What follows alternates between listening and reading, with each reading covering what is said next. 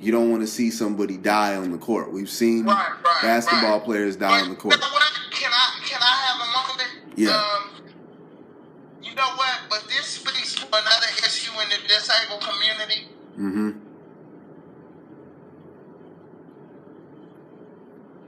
Why is it that, you know, people that are born with disabilities don't get a first or a second chance? And we were doing a pre-production podcast last night. We don't know whether it's going to air, but we might air it. It just depends on my good compadre on the other end, whether he can make that magic happen. We were talking and we were saying, why is it that, you know, why is it that disabled people are so underemployed? And then this is something else that I want you just to take note of it. Have you ever noticed how like disabled people can only do one type of job? Yep, because we're both okay, I'm gonna be honest. If I look like, you know, if I was a female with a fat booty and a nice face and nice chest, they would be like, okay, well, you can also do this. Or, you know what I mean? And like in my field, you could be, okay, in my field, I sell insurance. You could be an HR benefit specialist, or you could be like, what's the other position? You can be, benefit specialist, or just HR generalist. And all an HR generalist does is help people fill out the insurance forms for the company. Uh-huh. And all these are situations where you don't have a quota, you have a salary. You know what I mean? Right. And you know that movie is gonna flop. Because of Blake Griffin. Space Jam 2. All right. And the shoes are not the best either. I don't want to ruin your stream of consciousness about this, even okay, though. But anyway, the TV ruined that. But anyway, the TV and the Kickstarter ruined that. Don't worry about that. But basically what I'm saying is, most people, highly functioning disabled people that are born with a disability, they have to stay in the same exact job to job. Right. And that's usually not how it works. People usually go from a related job where they can make more money and they get more autonomy as they go. Mm-hmm. And all I'm saying is, this guy, Isaiah Austin,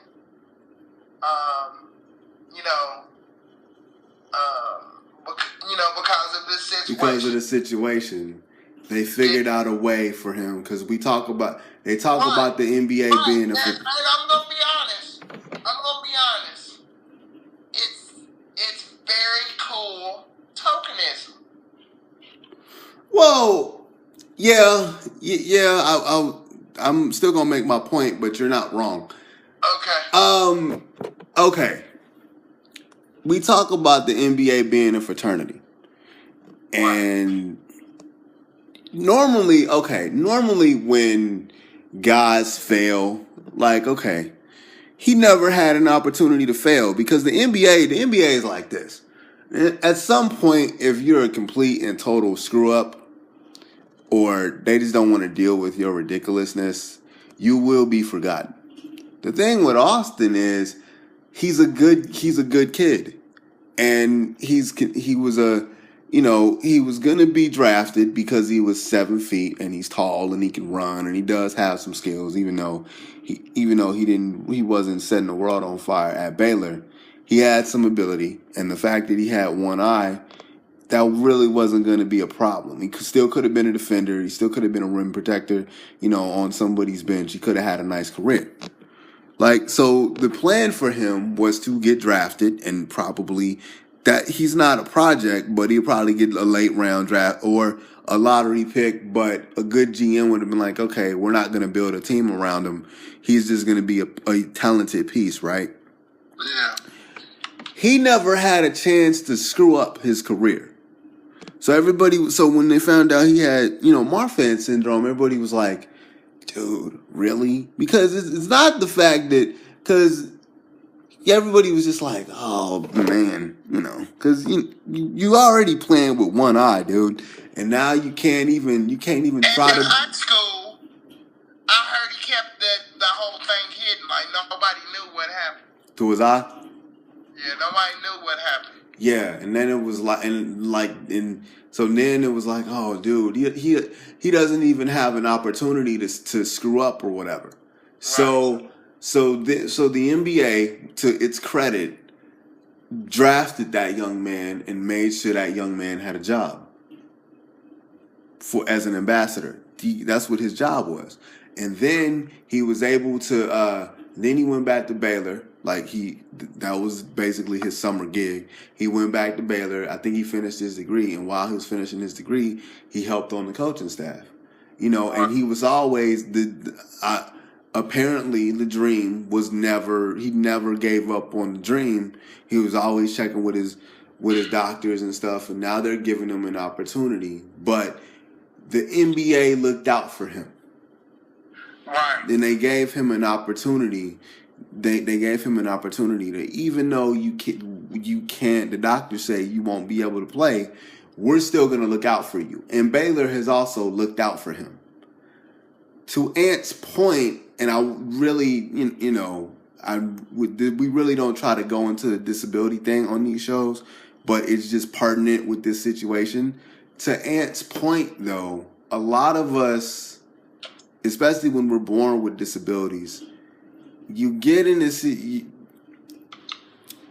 you stay home and you stay isolated, there's a lot of insulation, and you know this, dude. There's a lot of insulation within your family and within your neighborhood and within your school in certain points, because we come from small towns, and there's a lot of insulation. And there's we're all, hey, everything's going to be fine. We talk about this all the time. We talked about this last night. Everything's going to be fine. Everything's going to be cool. You can do whatever, And then when you get out in the world, it's like, wait a minute. This isn't what the world is. The world is X. The world is, and then by us being black as well, the world is racist. The world. And man, to be honest, like I said on one of our next shows where I'm speaking to America. Mm-hmm. And I was basically talking about racism. It's so hard being black in America and being disabled too, because you don't know what it is.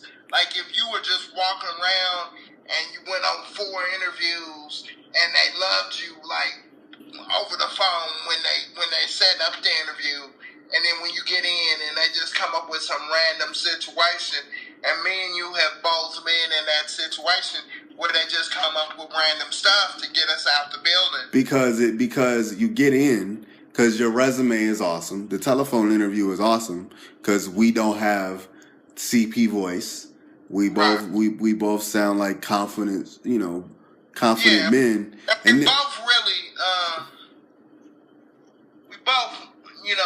to be honest, for us to come together and actually be able to work together to get anything done, it's really a marvel of American science. Mm-hmm. Because I'm going to be honest, most disabled people I know are kind of standoffish, kind of control freaks.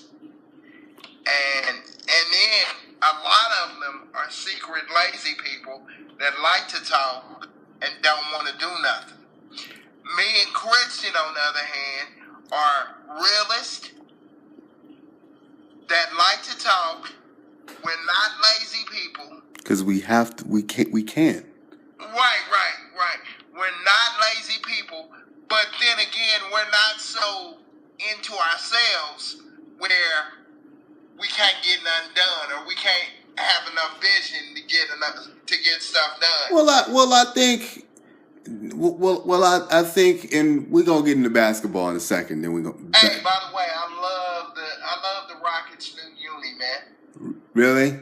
I mean, but this upsets me because you want me to tell you why? Why? I despise the Yao Ming uniform, right? Really? I always have, because, I mean, okay, I know you marketing him to Asian people, right? Yeah. But I'm a fan of either that old school red, gold, and yellow one. I agree. That was awesome. Or you remember the one that was like more cartoony, with like it was blue, white, and red? Yeah, that was the Pippen, Barkley, Elijah one year. Right.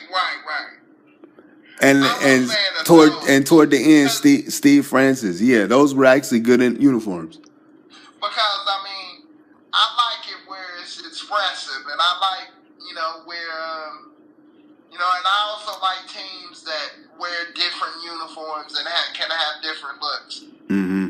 Because I remember when I was a little kid, I used to ask my mom, why is it Charlie Brown wears the same clothes every day? Because laziness by the cartoon people. Well, back in the day, they used to say it was easier to market. You knew who he was. Yeah, because Charlie Brown had that was a brand, and it's a branding thing. I get you. But I really despise the Houston uniforms.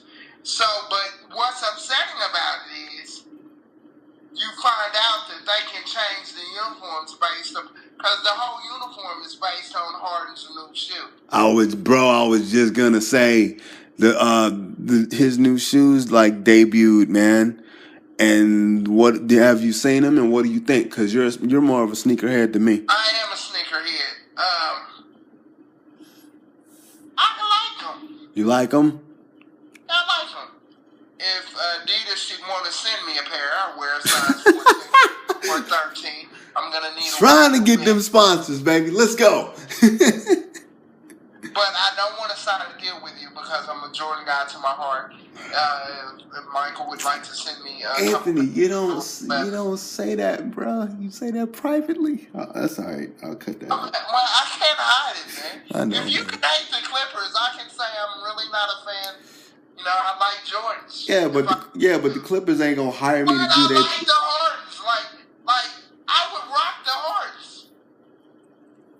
Yeah, because I'm like, dang, I wonder how. Because I woke up this morning to that hashtag, and I was like, I wonder how Ant's gonna feel about this. But yeah, like to the shoe hashtag or the uniform hashtag. The shoe hashtag.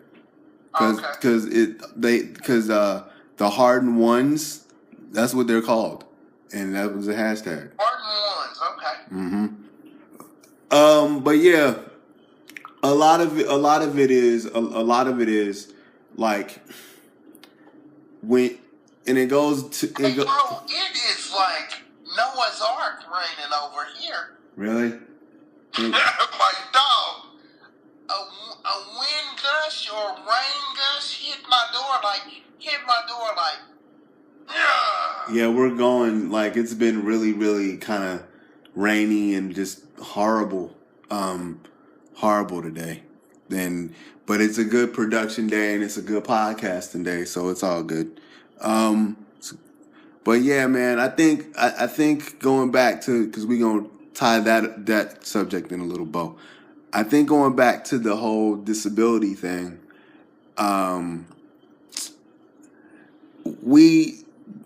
the reason that we started doing this, or the reason that I started doing this, is because, to be quite honest, the reason that I started doing this last year kind of, and I wanted to bring you in it, was basically boredom. It was to help keep me sane. Well, no, I'm not. No, I'm not even gonna say that.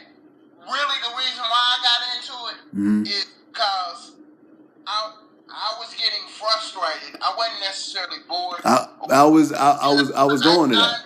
I understand that's what you're saying, but it's so many talented disabled people that need a chance.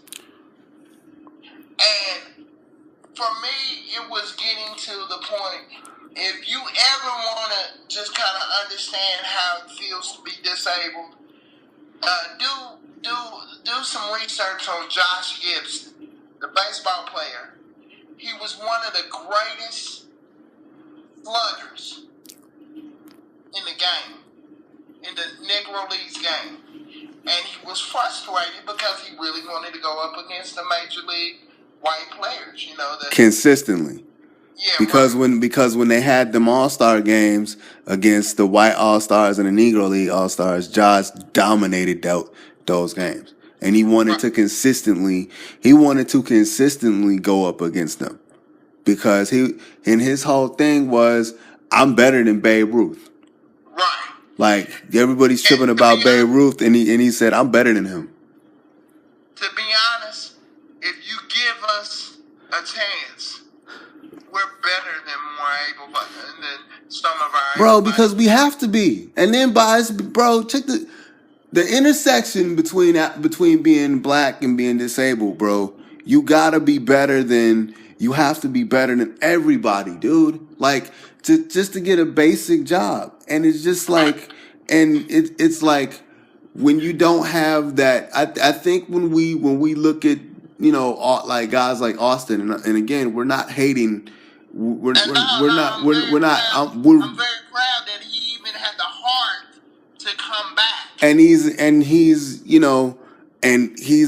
because there's a brothership, but there's a kinship between all of us with disabilities, man. And he has a detached retina, and he will always have a heart issue. And speaking, he has a fake eye. No, what happened was, he discovered he had a detached retina. So now he has a fake eye. But that was the reason that he lost his eye. His retina got detached in some way. So he's disabled. He has a disability, and there's a kinship there. So I'm very proud of him. And also, as a brother that has a heart issue different from his, brothers, that there's a kinship that I feel, that all of us feel, that, if you have a heart thing, we all have things that we go through. You know what I'm saying? And there's a kinship there. Just like there's an inner kinship to people with people with cerebral palsy. There's a kinship with adaptive sports athletes. There's like kinships that we all have with each other. But he's in a situation where he's a world-class athlete, and everybody was rooting for him anyway because of the eye situation, and he had the NBA, basically, we were all rooting for him anyway. Then that blow happens, and then the NBA and his school basically was like, "No, we ain't gonna forget about you." Whereas a lot of disabled people that are just normal disabled people that are not world-class athletes, or not even world-class athletes, that are not athletes, or in my situation was an athlete but had a little hiccup in school, and you're just out there, you don't really, or you leave because we're from small towns and you decide to leave, and you think that the world is not the way it is, and then it's like, oh man. Hey man, and it's a lot of people in hiring positions that are not forward moving. Mm-hmm. I hear another person say, well, you can't use voice command here. Do you know what voice command would do to everybody's productivity on the job?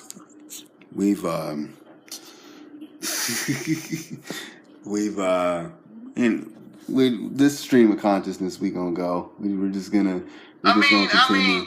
You can splice this. I know. I know. This is just gonna be.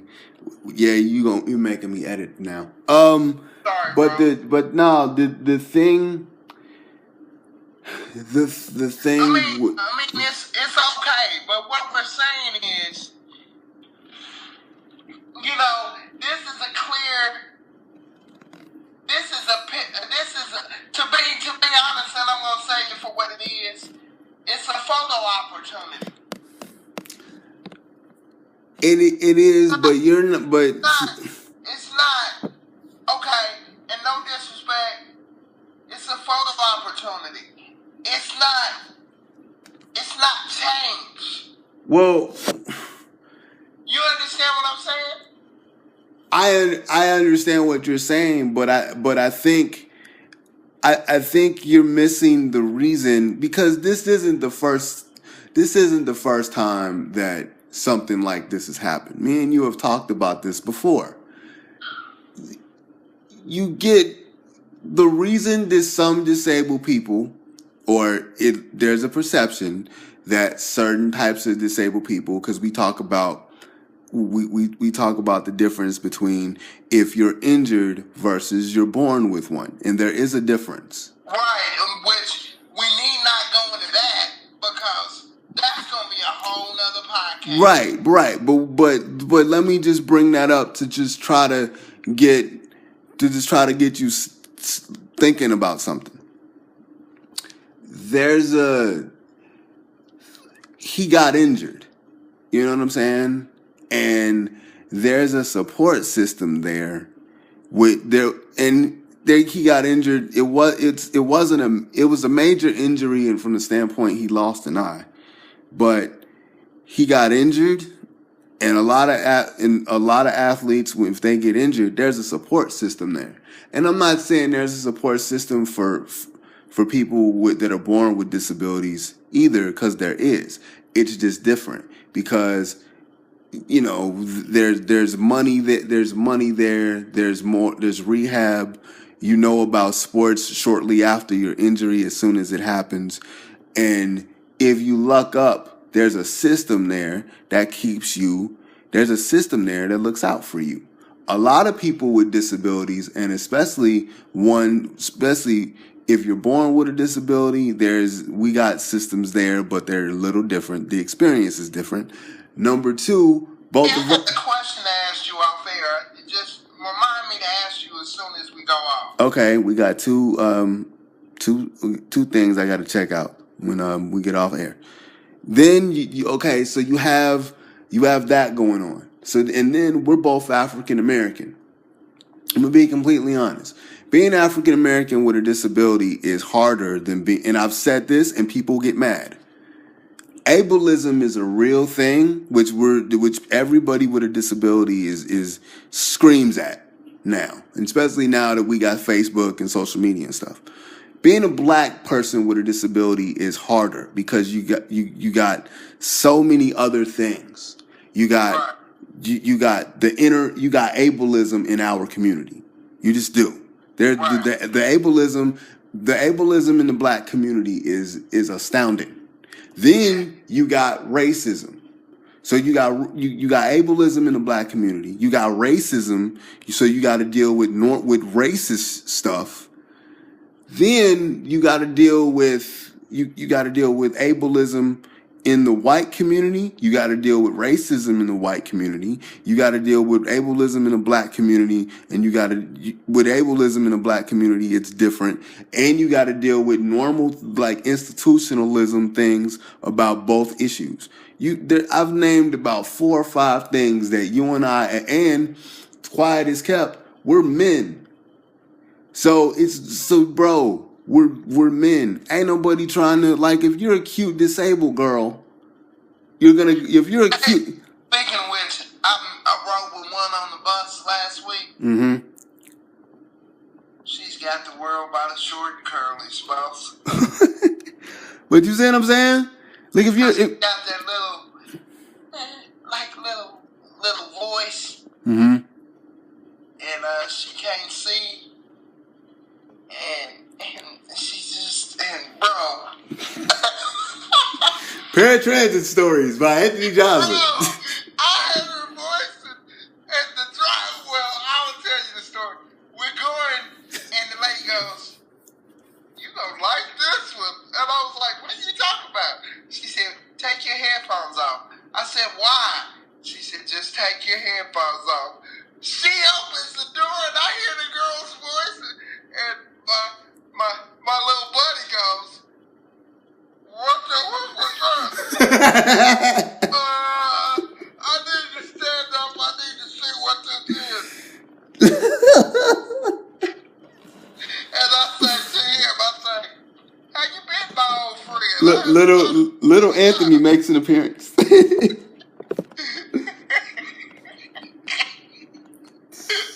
How you been? The kids doing well? They still swimming? This Yeah, they're still swimming. this can't even.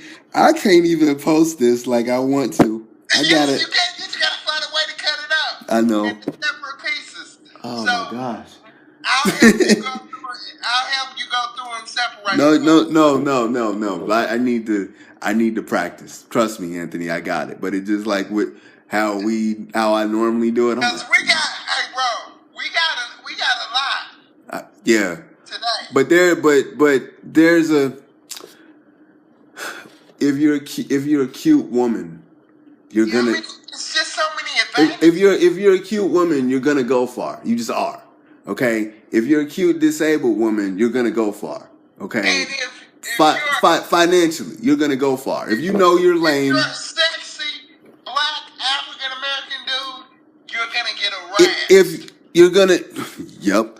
But and this is gonna sound like, cause dude, whoever hears this or whoever hears the output of this, I'm just in the corporate world.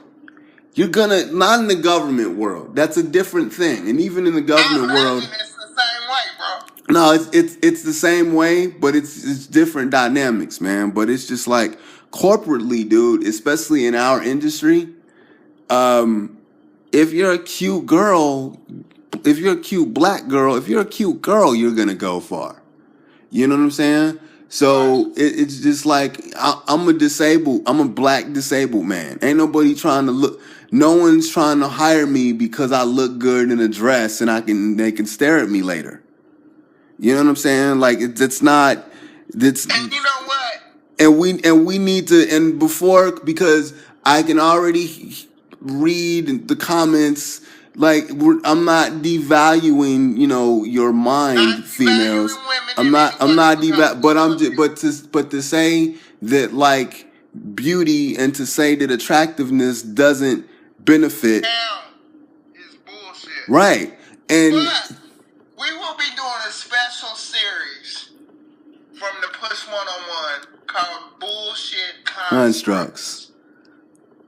And to be honest, a lot of the drinking, a lot of the mass shootings, a lot of the rage in America would stop if we would stop perpetuating bullshit constructs.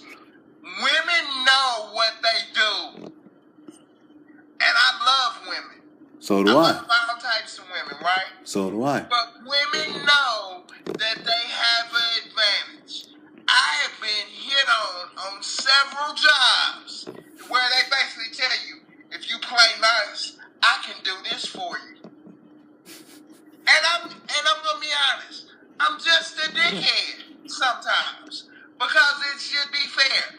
Just because you got a microwave oven between your legs or a nuclear warhead. This man said a microwave oven. Just because you got one of them things between your legs, that doesn't give you an advantage where you can use it, and then when it gets too hot and heavy for you, you call, "Oh, he harassed me." So people think I'm figured on the job. Or if you're gonna be, here's a thought. if you're gonna if we're really talking about harassment and we're really talking about safe space and this social justice warrior bullshit that it is, the whole reason why Trump got elected is because we're too damn liberal in this country. If everything is fair, Hey, I listened to a thing by Joe Rogan, and where he was saying, he said, man, 90% of American people are really stupid. yes. And he said that's how Donald Trump can get elected. Well, No, and hey, bro, I'm gonna find that again, and I'm gonna post it. I probably have heard it. You know what? This is gonna be. We're just gonna. Hey man, it's gone off the rails. I know, and that just I know. But let's try to. Man, and I commend you for letting me have as much license as you let me have. Yeah. But it really truly is a stream of conscience with me. Yeah, I know. It's not anything where I'm thinking, okay, we need to stay on task. It's just whatever. Bro, this is going. I'll figure out how to bring it back, and we'll but you really need to figure out. This is like 3 or 4 shows, but we're just recording them at one time. Exactly. But to say to bring it back to what we were talking about, the idea that that attractiveness isn't a thing, especially in corporate America. The idea that racism still doesn't exist. It needs to. And to be honest, I'm gonna say this, and you might not like it.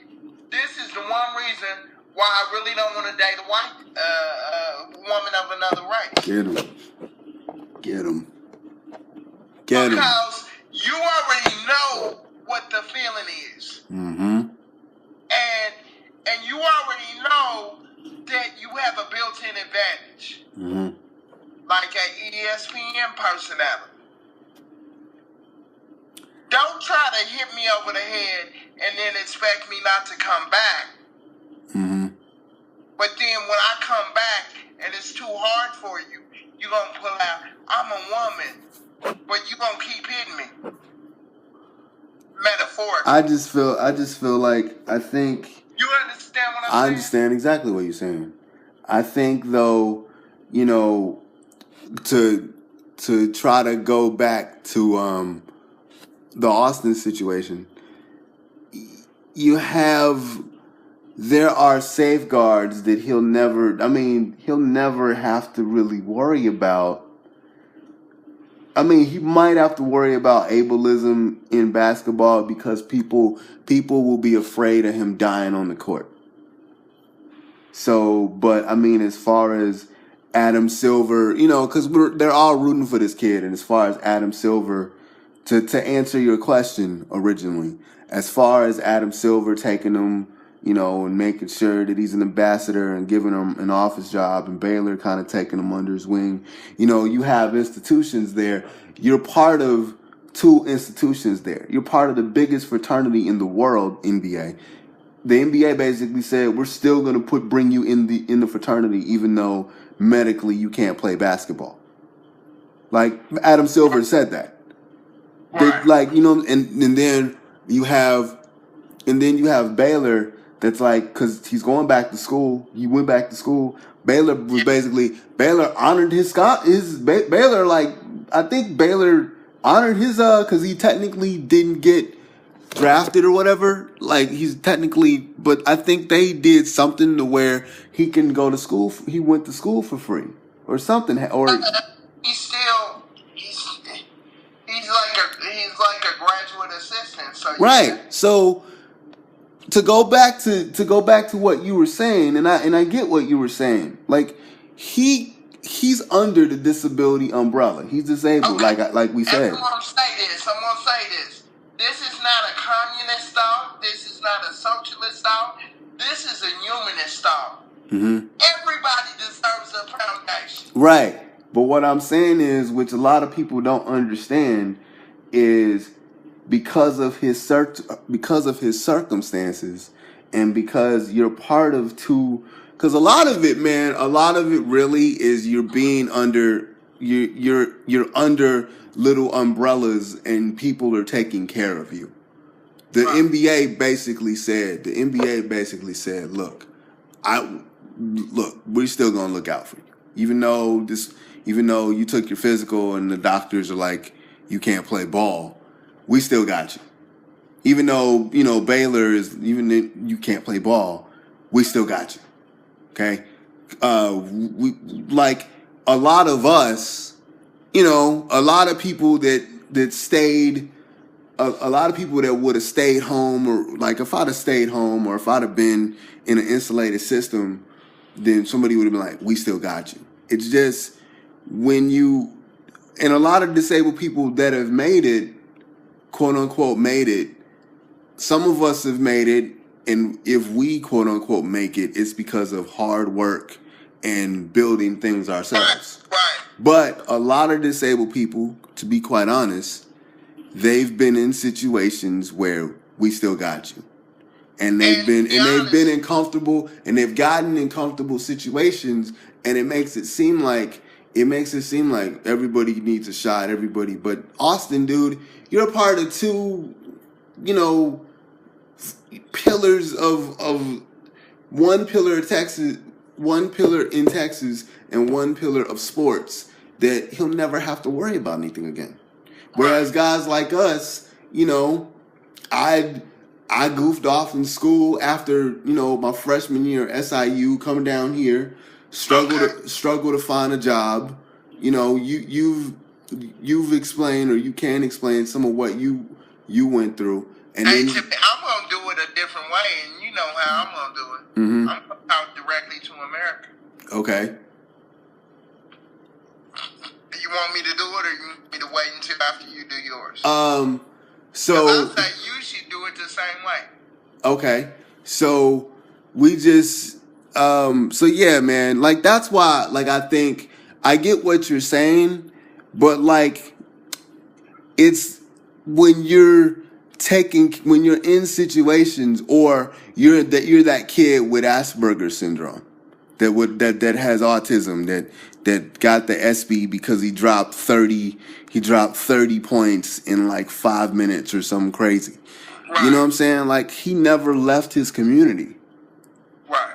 They took care of him. He never left his community. And I've heard a lot of situations of when people get hurt, like they might get paralyzed, the whole community chips in and buys them a van, gets the parents an accessible house. I've heard of 2 or 3 different stories like that. Most disabled people Don't. live under the gun, live under the heavy hand of society. And to be honest, I'm not saying, I'm going to say this again, because I don't know whether I got this point across. It's not socialist, it's not communist, it's not capitalist, it's human. Right. Everything you want in America, I want. And I personally have been persecuted because I'm seemingly to other people. I seem to be a people person. I seem to be having too much fun. They say, oh, you don't take things serious. You don't do this. You don't do that. I don't knock anybody for an edge that they can use. Mm-hmm. Right? To Right. get to further society if you're a good person. They act like I'm Bin Laden in some cases. Right. The Right. place you work for right now, I'm public enemy number 1. Right. You got people doing things in the parking lot. Yes. Yes. And I'm like, okay. And it makes me angry that you're not there. Right. But you can be angry, but to be honest, my friend, I'm past angry. I'm about that action. Do what you got to do, man. You know what I mean? Right, but I mean, and quiet is kept there. Like let's be not transparent because we're not gonna name names, but you get as far as making it as in let's define the parameters of making it, or let's define the parameters of what we think the American dream is. Or what we think making it is. Stable job. To me, it's stable job and to rely less and less on government assistance. To me, it's stable job. And if you're a social person, you shouldn't be prosecuted for that. You shouldn't be persecuted for you being more sociable or being more natural.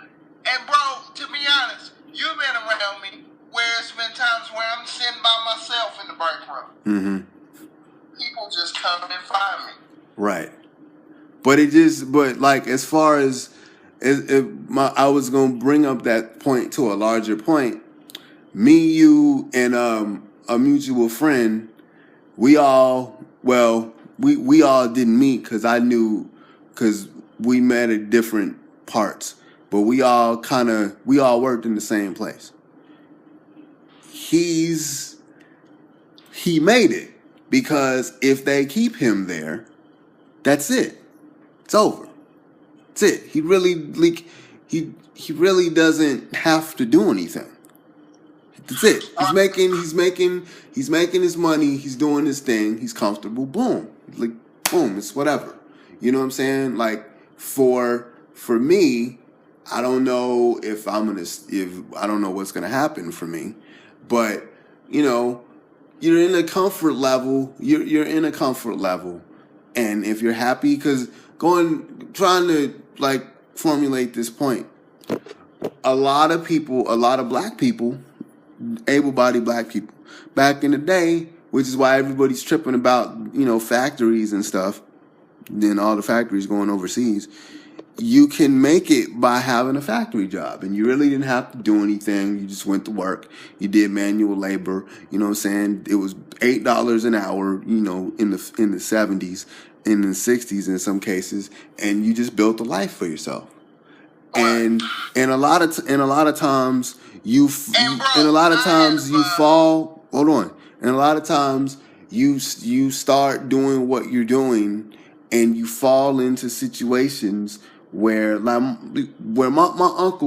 uncle's like about to be in his mid 60s, man, and started working at a steel mill, one of the few steel mills left in the south suburbs, and is still there, and built a very nice life for himself. Got property now, drives, you know, race cars on the weekends. You know, they have like an amateur like race car team thing that he does, and this is all because he had a steady income. Yeah, but listen, all because my granddad got him on it. I think my granddad started it at the steel company, and then he went on to something else. I don't really know how it is, but he started that gig. My uncle started that gig when he was like 18. Yeah, and he stayed there for like forever. And I know guys that I used to play basketball against. Their uncle or their family member or something got them a nice little government gig. Right, like I knew dudes that didn't go to college. They're like, I'm gonna work for the county. I'm gonna work over here, make $10 an hour for the county. I'm gonna tell you, I really want to call and thank my brothers, for just how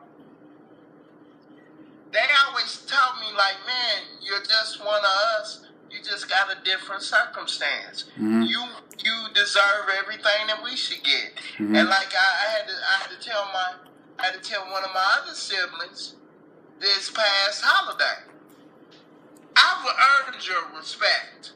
I don't have to do no more. Mm-hmm. And I'm wishing you the best, but I'm not gonna play that game with you no more. Mm-hmm. Because I've done enough. Mm-hmm. And I'm telling American people, we've done enough as disabled people. Mm-hmm. And but see, what they're not telling you is, and here goes with another podcast, we're hidden economy for able-bodied people.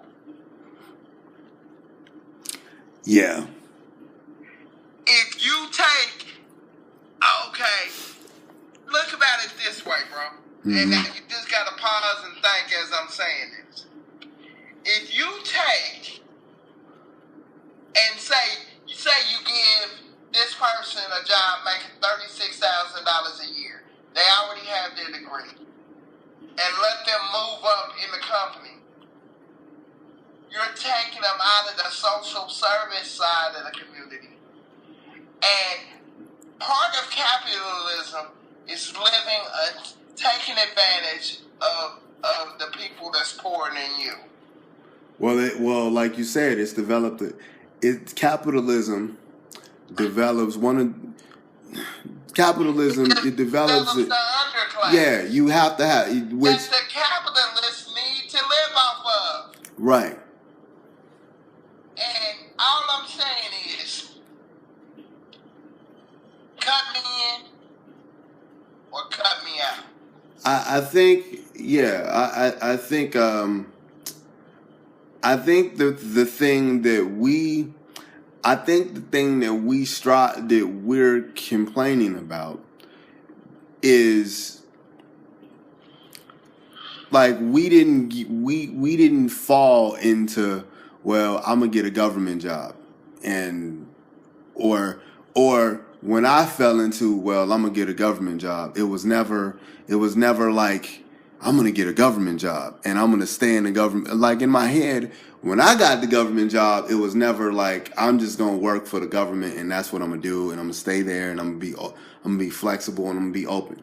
Like when I worked for the government, I worked for the government because they had a marketing program and they had a marketing department and my goal was to be. We're gonna have to interview you because there's so much more to what you do, mm-hmm. and you do a lot that they already see. Right. So I gotta do that next week. We might have to take one of the NBA shows off. Yeah. And actually do a show. Right. To where you ask me a bunch of questions and stuff. I ask you a bunch of questions where you tell me where you are as far as your graphic design company. Mm-hmm.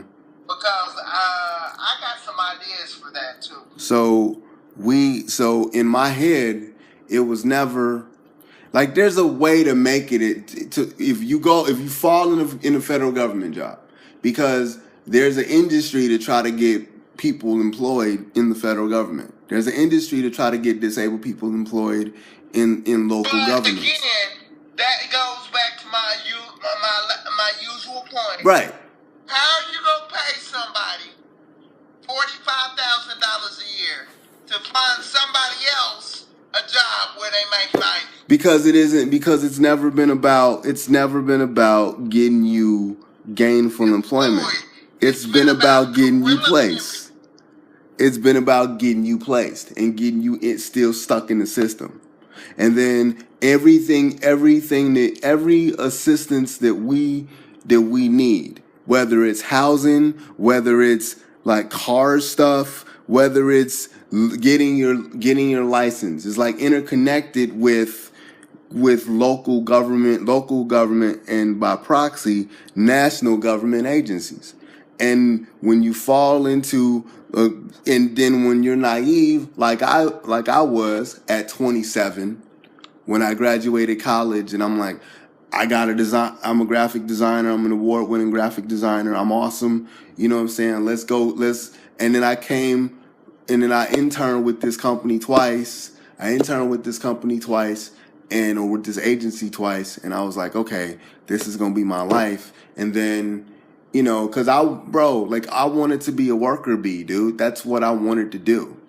Like, and then I wanted to teach later.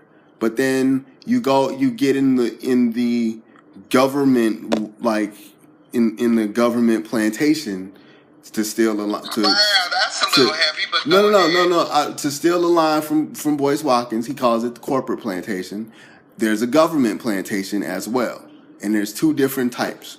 This type is you working for the government, and and it's a plantation system where you go and there's a way to move around.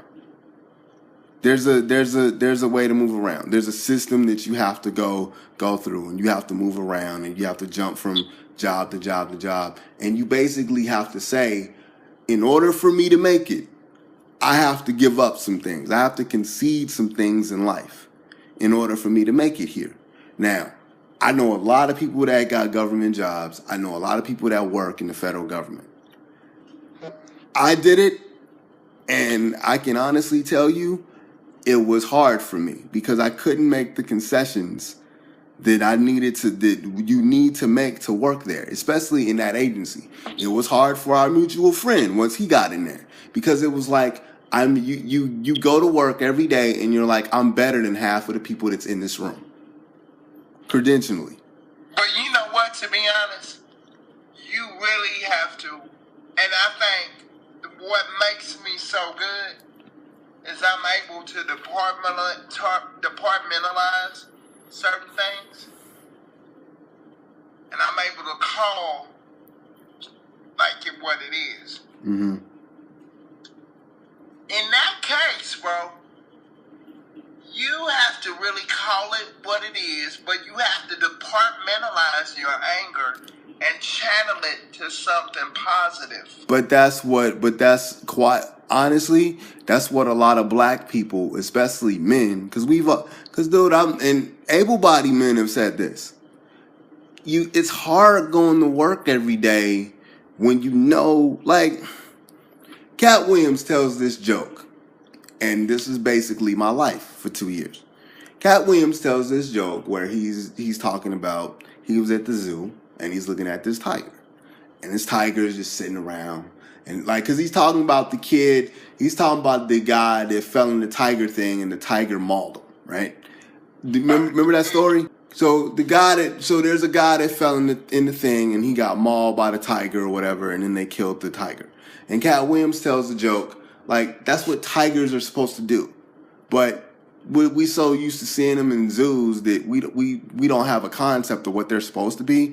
But I want you to think about it. Being a tiger is like being a black man in America. And he basically said this. He was like, imagine you're going through your life and you're muted. And then the tiger is sitting there in this little closed habitat, and he's getting meat fed to him. He's getting meat fed to him. He ain't even hunting. You know what I'm saying? He's getting like a steak, and he's like, I'll eat it, but this ain't even what I'm supposed to do. This ain't even what I'm supposed to be. And I feel something in my spirit, but I'm in this place and I can't leave.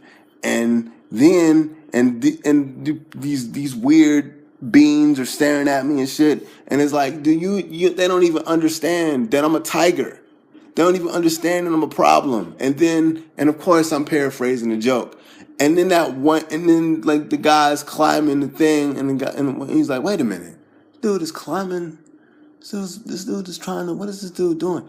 And then he goes, oh, fall down, please fall down. And then the guy falls down, and he's like, the tiger part comes out, right? Yeah. And then if you feel like, he said, you feel like that as a black man because you're muted. And it's like, you're awesome, but you have to be, but no one believes in you. No one believes in you just because you're black.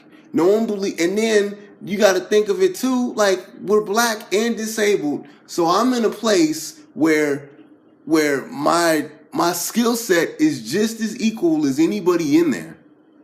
Then basically skill set is there. I got a bachelor's degree, which they held in a big deal there as a concept. But I'm the low man on the totem pole, and they're telling me I gotta change careers in order to make it there. When I know I'm better, if not equal, than half the people in that building. And it's frustrating because I was getting a nice paycheck. I was getting a really nice paycheck. And you're scared to leave. You can't be angry. You can't show any emotion. We've talked about this. Being black, you can't show any emotion. Being a male, you can't show any emotion because you're an angry black man. So you can't show any emotion as a male. You can't show any emotion as a male, as a black man, and as a disabled person, because they automatically think that just because you're disabled, because they don't know your reason of why you're disabled, they automatically think you're an angry gimp. You're a bitter, angry gimp about the world. So what happens is, whenever you have a thing, an issue, no one takes you seriously. Right. Like you don't get you get devalued, not devalued, but devaluated. You know what I'm saying? Devalidated. There it is.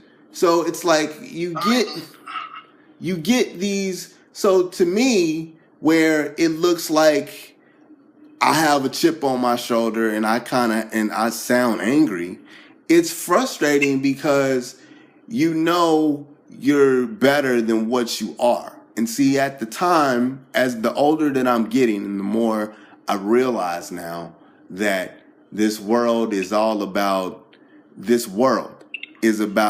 being in a cartel system, so to speak, to steal another line from a comedian.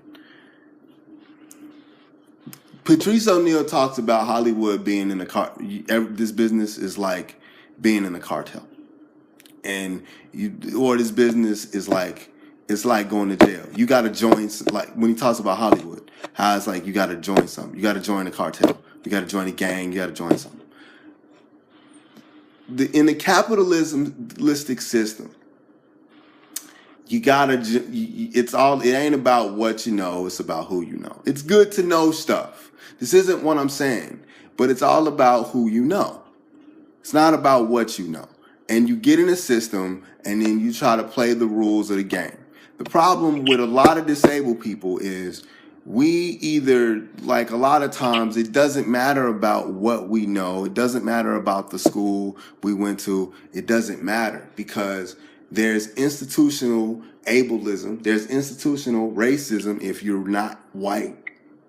And you have to figure out what cartel or what system you can join in. And if you're guys like us to where you didn't get a good foundation economically and career-wise, we're just floating in the wind. And you spend a lot of years like wasting, potential, earning power trying to figure out, okay, what am I doing? You know what I'm saying?